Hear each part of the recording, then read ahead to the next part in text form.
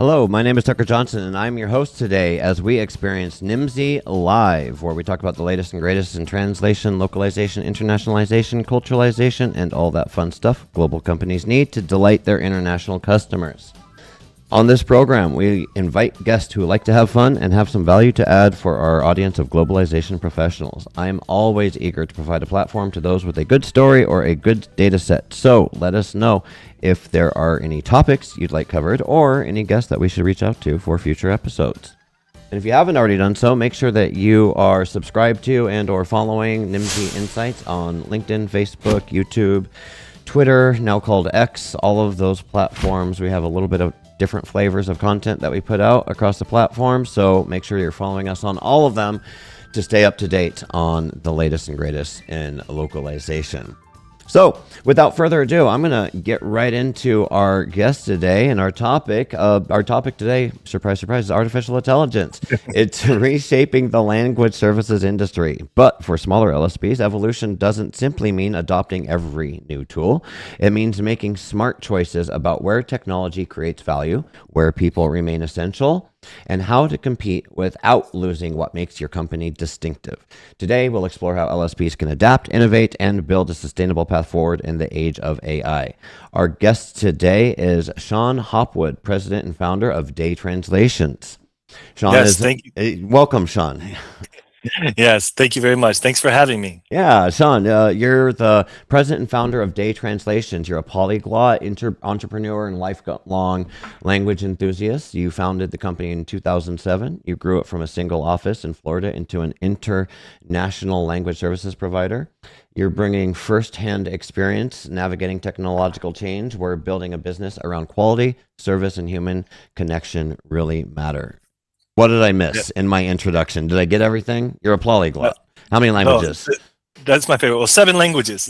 Wow. That's At yes. what point do you become a hyper polyglot? Because I was corrected Oh, one time. I would say, ooh, I I would think say seven's 9. pushing it. I think you might be a hyper polyglot. Maybe 9, 7, 9. 9? Yeah, Is it 9? All yeah. right. I don't even know if anyone can really speak that many languages like perfectly. Uh, You get to the point where you're just like you can have general conversations. And then when you focus on one language, the other one kind of starts to take the back seat to the language you're learning. So yeah, it's it kind gets of like true. I've only ever yeah, attempted to learn like 2 or 3. So, but I yeah. can tell like the more German I learn, the more French I lose. Oh yeah. So it Yes, it goes I'm quickly. studying. Yeah, I'm studying Chinese, and I'm losing the German right now, actually. So that definitely happens. And there's not a lot of Germans where I live, so it's not a lot of places people I can practice with. Well, and it's another story. So Yeah. you love languages. You're a polyglot. You're still learning languages. So I guess I don't need to ask you why you ended up in the language services industry. But tell me a little bit about the journey. Day Translations. Who are you? Where'd you come from? Where are you going? Well, thank you. It's a very interesting journey. I started learning and translating when I was little. I lived in a neighborhood with a large amount of Hispanic population, and I learned Spanish from them. And I started translating for them when I was like 8 years old. And then when I got to high school, I mean, people were coming to me, and as a person who knew a lot of languages, I was learning French, I was learning a little bit of Thai, I was learning these languages in high school. So I was always like something that always fulfilled me and made me feel special and important was the fact that I could speak languages and I could make people feel special and I could bring people together. So I was really happy about that. And so, I went. I always knew I wanted to start a business when I was in the college and undergraduate. When I did my master's degree, I always knew. So I grew up in Florida. I grew up in a small town, but even in Florida, there's a diverse group of people. There's a lot of people from all around the world here. And, I had a chance to make friends with people from just everywhere. I mean, I'm talking about, Algeria. I had friends from Sudan. I have a lot of friends from Jamaica. I have friends from Colombia. I have friends from Argentina. So I made friends from all around the world. It felt like just the perfect storm. Everything always came together for me in my life to where I ended up starting a translation company. It was something that really that I love doing. So I started the translation company in 2007, and I know that as a smaller language service provider, you know I didn't know what I was doing. I never worked for a company like one of these bigger corporations. I never worked for one of them. So I was just doing things the way I thought that I should do them. I just do using my own common sense. And as I can talk more about it if you would like, but as we've grown, I've had to implement a lot of processes. Well, and that actually takes me to my very next question because I can hear it in the way that you talk. You got into this industry for the same reason a lot of us got into this industry, which Yeah, is a love of language, but it goes deeper than that because language represents culture, represents people. Right? definitely. So a love of language is more about a love of connecting people. And I can hear that talking to you.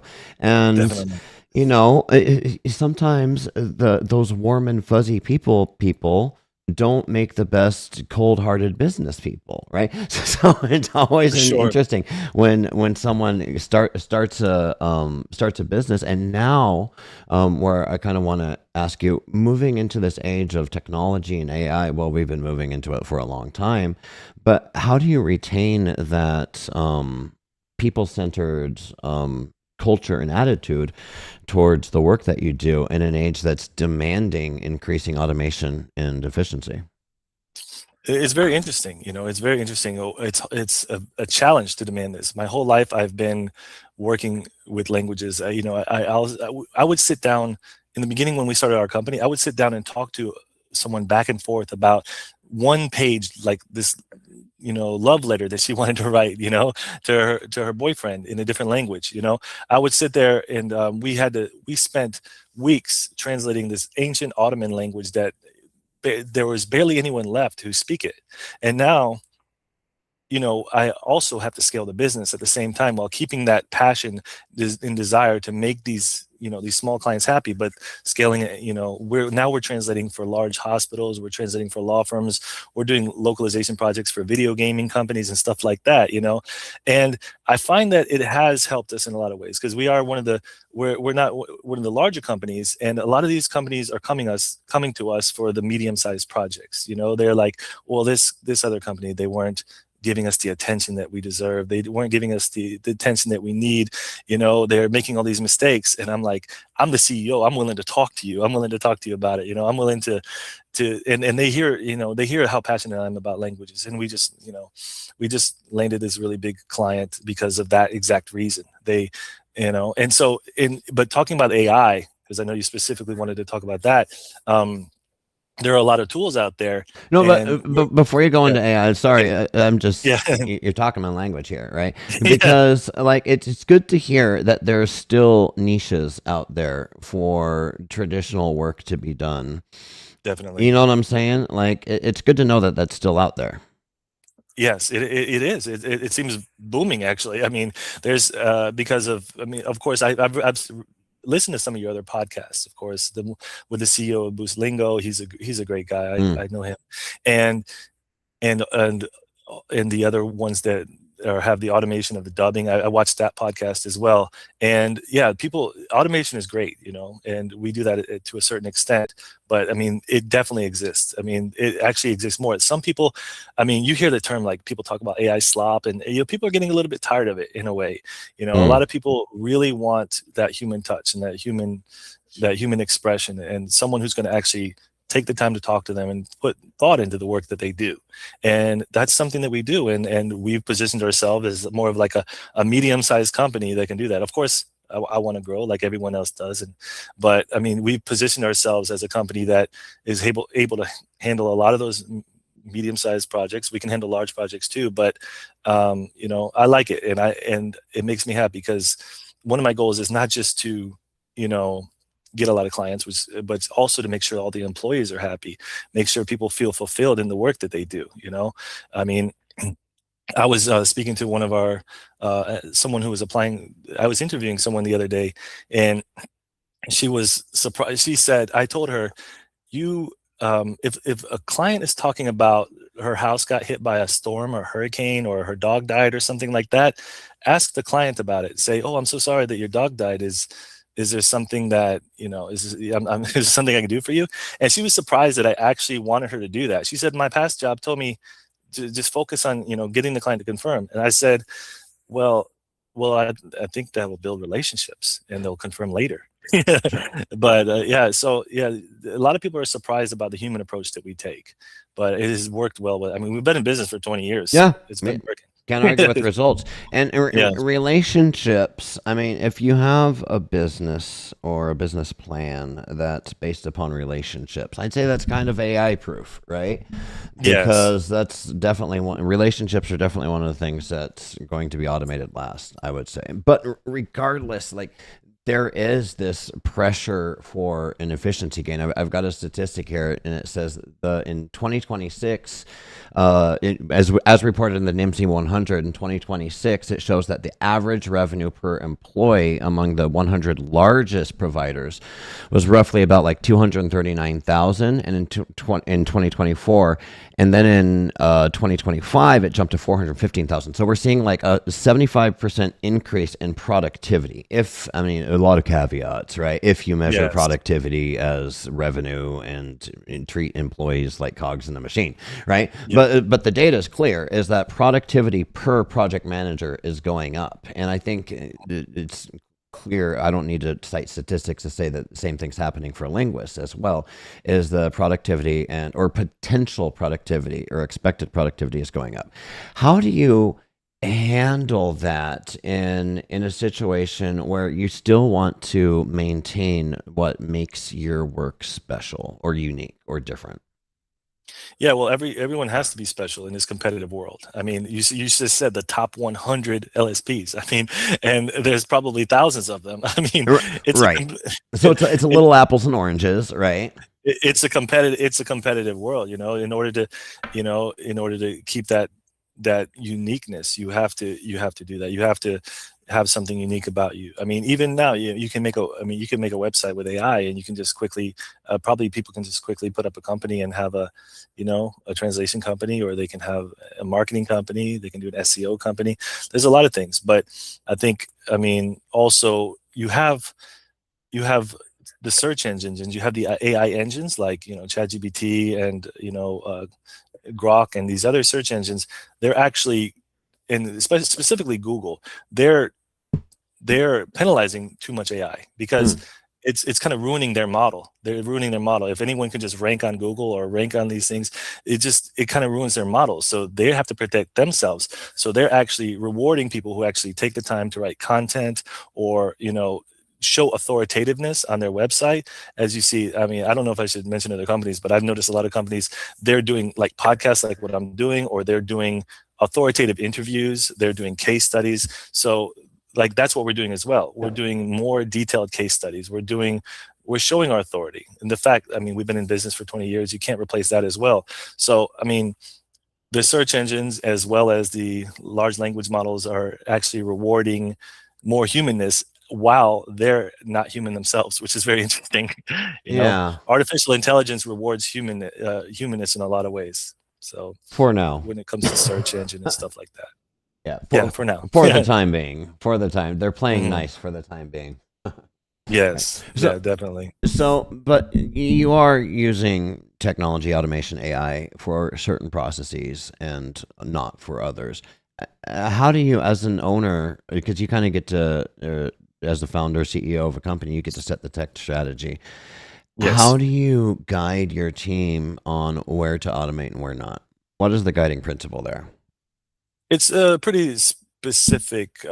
So if it's something like some religious text or something like that, or if it's something like a novel, of course we're going to use human translation. Okay, and then if it's something like a video game, which has everyone knows it. If it's a video game with multiple screens and repeated text, we would use MTPE. We would use machine translation on that. And if it's someone like we have certain thresholds. We've actually instructed our employees about this. So if it's something like a large project and you notice the client doesn't have a really large budget, and it's a lot of text that they don't have the budget to pay for this, we would use AI PE. So post edited AI translation. And so that would be the cheapest route for them to go, and we would translate. So yeah, that's how we do it. So more human things, more like more creative things that take a lot of creative energy, we would just do a human translation. For technological things, we would use MTPE, and for the clients with a little bit less of a budget, we would use AI. Yeah, And so that's how we do it. and this is I just have to point out, because I take every opportunity to point this out, is that the doomsayers, I believe, may be exaggerating, saying the AI is going to replace everything. We've had this conversation before. We had it 10, 20, however many years ago with machine translation, right? It's the same conversation. We're just using different same conversation, different nouns, right? Yeah. And what I've been seeing is, yes, there, some work's going away because it's being replaced by AI, but what net is the size of the pie is getting bigger, right? Yeah. Because what's happening is it has become much more cost efficient to translate stuff that previously just didn't, there was no ROI on it. So it either stayed in English or got minimal viable translation. And now people can actually spread the same budget or even less budget and get better results. This whole less is more, which I've been hearing for decades, just 20 years. We need to do less with more. Or no, more with less. Less. We need to do more with less, right? Which it kind of creates this paradox, because in our research here at Nimdzi Insights, we know that there are a lot of translators that are leaving the field and taking day jobs, or going out and changing careers. We know that there's a hesitation for people to enter the field as a translator, and I can't really blame that. But simultaneously, paradoxically, at the same time, 27% of companies reported that they were struggling to find translators to take jobs, right? Yeah. What's up with that? Is it is day translations ranked number one on best Glassdoor as the best place to work? Like, how do you get translators to take your projects? Oh yeah, and I think we might be ranking number one on Glassdoor. I read that somewhere. Yes. Yeah. Congratulations. Well, yeah, we definitely want to attract the best linguists. It is interesting how the people have that doom and gloom mentality, and like I actually try not to spend too much time on LinkedIn because there's a lot of people talking about it. I listened to another one of your podcasts where they were talking about the linguists and how they're like the starting point of the where the complaints are coming from, and I understand that because I was a translator myself. You are. Yeah, but you have to always adapt. And I also want to say that I kind of go by what I see in front of me.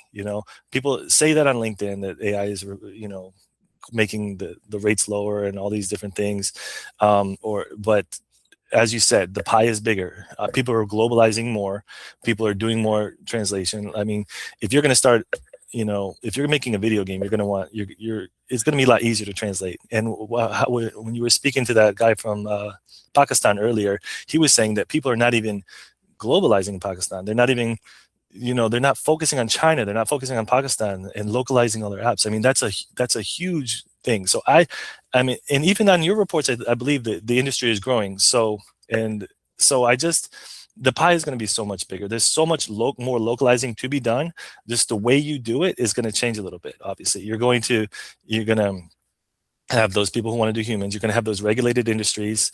You have the Language for All Act, which requires translations to be done by humans and minimize the machine translations. Ooh, what is this? This is something I'm not aware of. I think it was for All Act. Yeah, Language for All Act. It was passed. It was proposed, I believe. I don't know all the details. July of this year. All right. And it's an act where it protects the linguists. It protects the translators. Where it's for government specific projects. Got it. Okay. Okay. Yeah.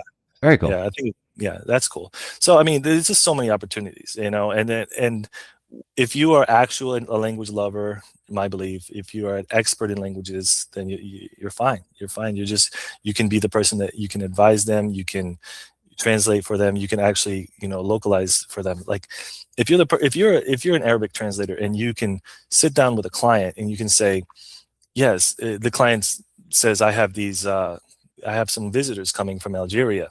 You know, you would say, okay, well, we're not going to translate that into Jordanian Arabic. We're not going to translate that into modern, definitely maybe not modern standard Arabic or Saudi Arabic, or, we're going to specifically localize this for an Algerian audience. When you have that level of expertise and you actually have passion for languages and you can portray that to a client, I think that's going to make them very happy, because it's not just about AI in the translation field. It's you have medical transcribers who feel like AI is, a threat to them. You have lawyers who feel like AI is going to be able to draft contracts for them. You have, actors who feel like AI is going to replace them. So they all have that certain level of pushback in the back of their mind. They have that pushback where, hey, I want this to be done by a human. I want to speak to someone. I want to have that human experience. So it's not something that's just unique to our field. It's something that everyone is experiencing. And if we can just all, adapt together and, show our human side, I think it'll be fine. Man, I wish you and I have been in business for about the same amount of time in this industry. Yeah. I wish I shared your infectious optimism. We need to hang out more. Maybe I'll be a more positive person. But no, Yeah, but I joke. I half joke, right? Because I am more optimistic. Why? Because I'm not old enough to be cynical yet. Yeah. Like, I think if I was 2 years out from retirement, I'd be like, this AI, I don't need to do it. And it's like, nah, I got to figure this out. Yeah. It's, And just keep offering new services. Do stuff. We do medical staffing. We do BPO services. We have we do phone interpreting. We do AI translation. We do AI interpreting. We do all that. We're prepared. We even have our own large language model that we've created. It'll be done in like 2 weeks. That's focused on translation. So, and that's it. It's the flexibility. It's the middle letter in LSP. It's language service provider, right? Yes. And I think now more than ever, it's super important to remind ourselves as LSP. I'm not an LSP, but I used to work at LSP. It's super important for LSPs to remind themselves that at their heart, they're not a translation company. They're a service provider. Right? Definitely. They're a service provider that's specialized in translation, interpretation, language, whatever it is. But a lot of those same skills that you can take to provide excellent translation services to a client, you can provide other services to that client as well. And it just opens up a whole new window or a whole new area of opportunity. Yes. And that optimism really helps. And we try to hire optimistic people who are, have that same mentality, and it helps a lot. Yeah. So hiring people, what would you say? This is a question. It's a standard question I like to ask people. You hire people and train people and all of that stuff, and people that are coming into the industry now, either someone that's looking for a job or maybe has a job and is just wondering where to upskill, where they should focus on to help their career, or perhaps students that are looking at graduating with a degree or maybe just starting their college career and wondering what fields they should major in. What advice would you have to these people who are very much, they love the idea, they love the localization industry, they want to get in here and do stuff and connect cultures across the world? What advice would you have for those people? I would say that keep going. It's a great industry to be in. I've been doing it for 20 years, and I think it's going to be here for a long time after that. I mean, just keep going. I mean, I speak to people, especially in these places where they still offer degrees in translation, like in Argentina. They have bachelor's degrees in translation and interpretation and certified translation. I believe they also offer it in Costa Rica and Mexico. They were offering it in Monterrey, in California, and a couple other places in the United States. But I would say it's just really important. It's one of the most, for me, it's one of the, if you're just honest about it, it's one of the most booming industries in the world. Yeah. It is translation. I mean, if you watch a movie, it's going to be subtitled into all these different languages on Netflix. If you're at a hospital, you have, if you live in the United States, it's a very diverse population, you're going to need interpreters. It's just the way you do it. I mean, the idea of translation is probably one of the biggest industries in the world. It's just the way you do it. It's the method you do it. If you're using AI, if you're using machine translation, the way you do it. So if you're getting into the translation field, you're getting into one of the most prosperous fields in the world. People call it $70 billion industry, $80 billion industry, or something like that. Roundabouts. I mean, what other industry is an $80 billion industry in this world? Like NFL is a $4 billion industry.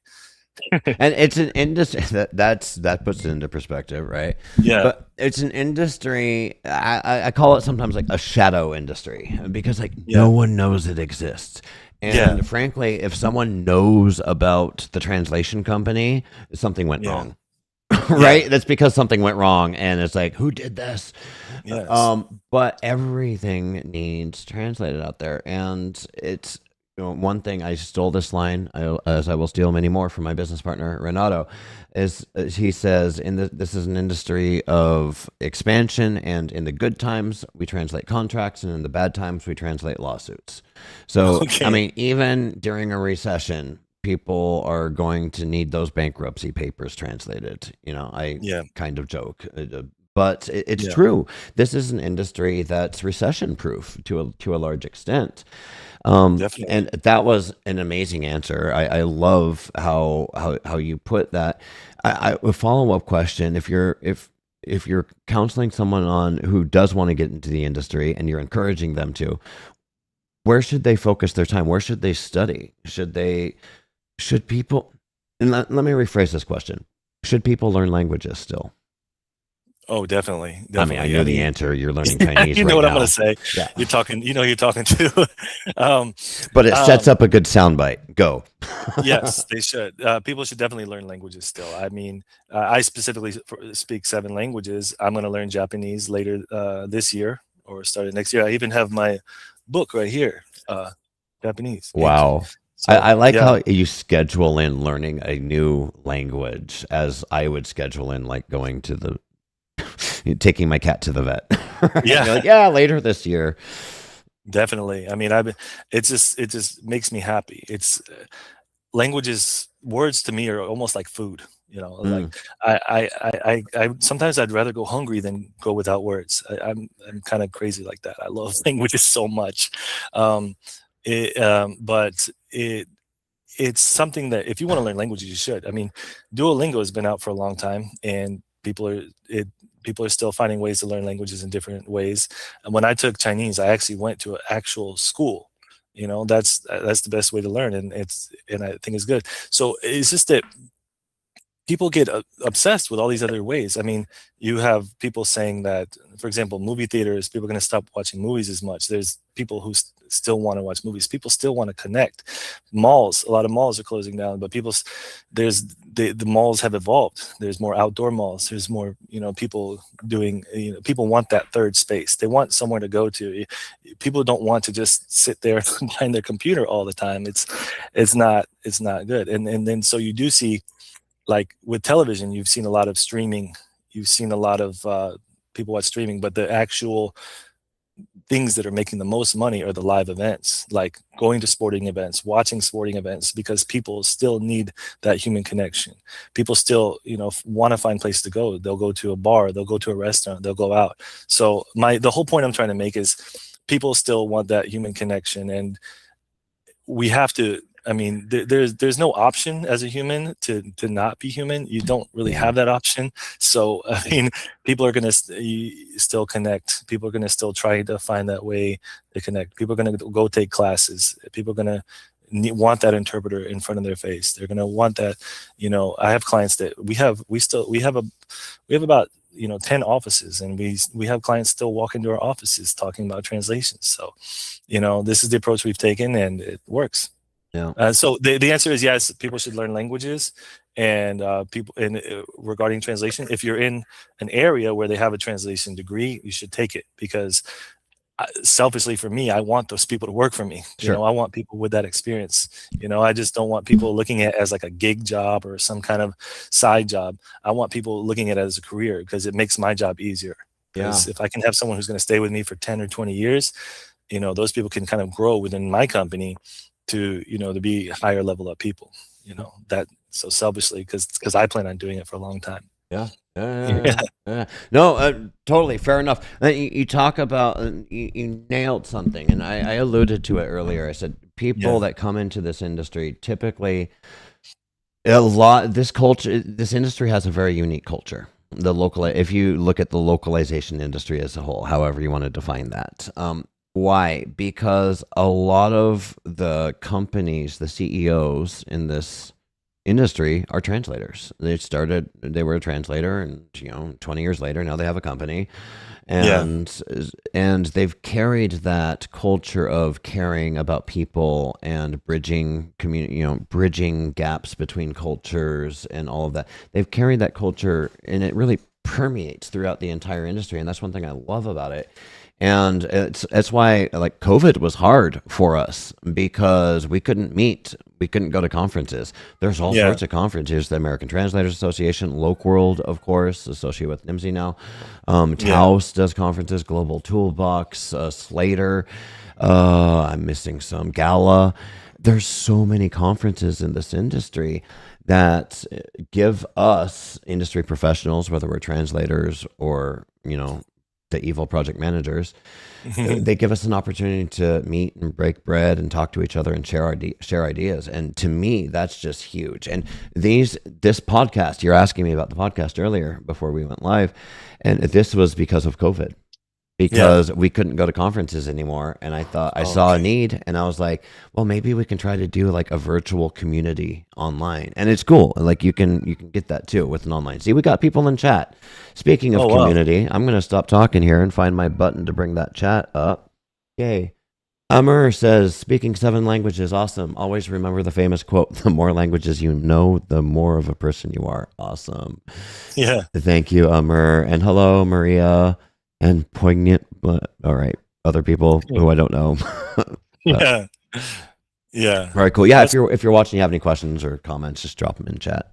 I'll try to remember to bring it up. Definitely drop in the chat. I'll answer anything you want to ask. So yeah, it's something. Yeah, I really love doing. And he was saying that the more languages you speak, the more people you are. Maybe the more the people you have inside your head. The more of a person you are is the Yeah. quote, I think, is what he said.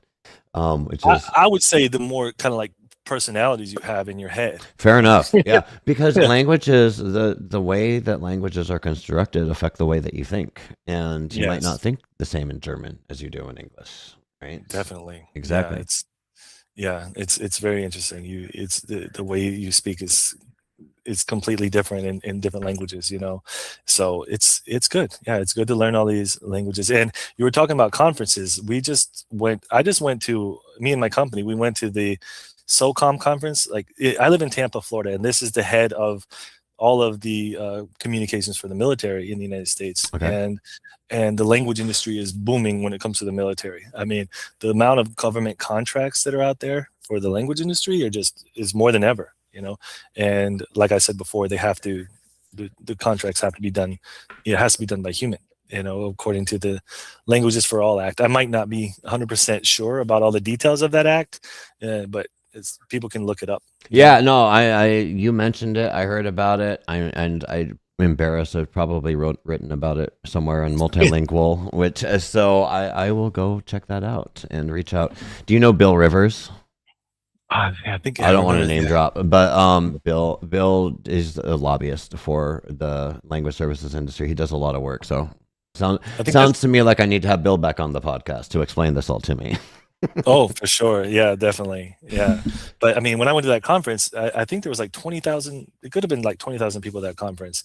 It was in the biggest convention center in Tampa. Oh, wow. And it was just like, I was just overwhelmed. I was overwhelmed. And the amount of technology they talk in, technology is huge. I mean, you just have to keep adapting. I'm not saying that we just have to keep doing things the same way forever. That's not what I'm saying.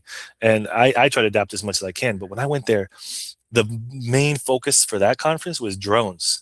I mean, they're like, okay, we have this type of drone, we have that type of drone. This drone has an AI GPS in it that's gonna, that is going to, that's going to surveil a certain area or something like that. They have water drones. They have dog drones. They even had a dog drone that had a little mouse on the back of it, a camera mouse, and the dog would bend down, and then the mouse would just come off of it, and then just it would be like turned into like a surveillance mouse, and it would just like go throughout. So I mean, maybe it's off subject, but the point is that technology is definitely important, you know. And I know you've asked in your prior podcast, the resistance of linguists, it has to stop. The linguist resistance, the way they are, they're not wanting to change the way they're doing things. Or if you say, oh, the rate's a little bit lower for this, I mean, you're going to get more work though. I mean, so those type of things, it would be good if we could all work together, you know, and not like from the translation companies who love, for me personally, who I love linguists, you know, if we can work together and you can adopt a little bit more of these technologies, you know, and work with us and get more, we can all get more work. I mean, if you're doing more, if you're doing using the technology and actually getting more, you're getting more words done in an hour, you can actually make more money. So yeah. So if we can just adapt a little bit more all together, it will be fine. Yeah, and I like that. I don't presume that I'm going to be able to change perceptions and all of that stuff, but there's always this like kind of, you know, the translators can very easily feel taken advantage of when there's changes and stuff like that. And I understand that, and I have empathy for that. I really, really do. Right. And so I hesitate to be like, hey, translators, you need to change now. But my approach is more like, hey, like I want the best for you. Yeah. Like, how about you take some trainings here, you know what I'm saying, or like change the way that you're doing? Because like, I mean, if my job, and I loved my job, and I just did not want to change my job, but my job was like copying manuscripts onto papyrus, right? Well, I'm a little bit too late for that, right? They have photocopiers now, but I could find something equally fulfilling, right? And there's so much good stuff out there. Yeah, so I can say as CEO and on behalf of a lot of CEOs, I mean, we actually really do love the translators we work with. I mean, I've read Phil Shaw and the things he said. He really loves the translators as well, and we really do. We love what we do. We're just trying to balance out everything perfectly. So we should probably all just come together, have, you know, learn together, adapt technology together, and we could probably make a lot more money together. All of us. Fair. Yeah. Well, I'm gonna end. One thing I want to do, I pulled up a LinkedIn post. My producers pulled this up, so I want to go through this. We were talking about conferences. This is a LinkedIn post from Local World Conference in Dublin from Cesara.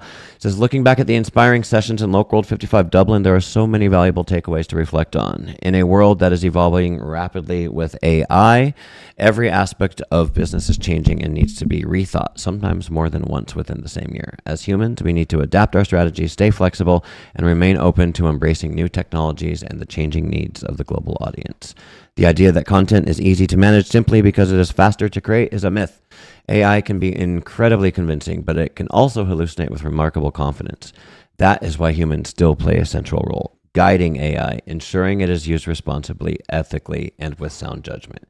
In this new era, powered by AI, people remain the ones who govern the processes and systems behind the technology, ensuring that global content reaches its highest potential while maintaining quality, accuracy, brand identities, and trust. Thank you, Cesara. I wanted to read this because it's one that I pulled. This captures what we've been talking about here. And this was the sentiment from the Localization World Conference in Dublin that I second, Cesara here. That was well said. There is, I think, we're at that phase on the hype curve, or at that point on the hype curve with AI, where people are starting to have a sober, realistic idea of what it can do, what it can't do, what it should do, and what it shouldn't do. Yeah, for sure. Definitely. There's a lot of, you know, I've been studying it for a while, you know, even before the boom, like, you know, I used before to it was cool. Before it was cool. But you know, we have to always, you know, adapt, and I think it'll be fine. And I think what she said was really well said, and you just have to adapt, and you have to take control of things. We're the ones in control, and it should be fine. Well put. I think this is a great place to end. Sean, any final words before I close us out? No, I'm just I'm really happy to be on here. I love every opportunity to talk about language, and I had a great time. Thank you. Very cool. Well, thank you very much, Sean. I'll take us out here. Ladies and gentlemen, chat, we are out of time for today. If you enjoyed this Nimdzi Live experience, then join us live next time by going to our LinkedIn page, going to events, and seeing what's on the calendar. I appreciate our guest today, Sean. I appreciate my colleagues here at Nimdzi Insights doing all the hard work so I can have these fun conversations. And finally, I appreciate you, the audience, who are joining us live today. And I look forward to next time. Cheers.